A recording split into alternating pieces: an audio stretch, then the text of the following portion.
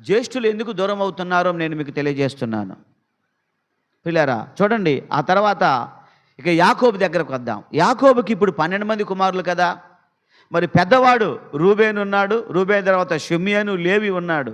4వ వాడు యోధా ఎందుకు వచ్చాడో ఆదికాండం 49వ అధ్యాయంలో పిల్లారా మరి పితరుడని యాకోబే చెబుతున్నాడు. ఆ కుమారులను దీవిస్తూ వారు చేసిన తప్పులు కూడా ఎత్తి చూపి దీవించేశాడు. వారు చేసిన పాపములు కూడా ఎత్తి చూపి ఆశీర్వదించాడు. చూడండి, రూబేను గురించి అంటున్నాడు, యాకోబు కుమారులారా కూడి వచ్చి ఆలకించుడి, మీ తండ్రి అని ఇశ్రాయేలు మాట వినుడి. రూబేను, నీవు నా పెద్ద కుమారుడవు, నా శక్తియు నా బలము యొక్క ప్రథమ ఫలమును ఔన్నత్య అతిశయములను బలాతిశయము నీవే.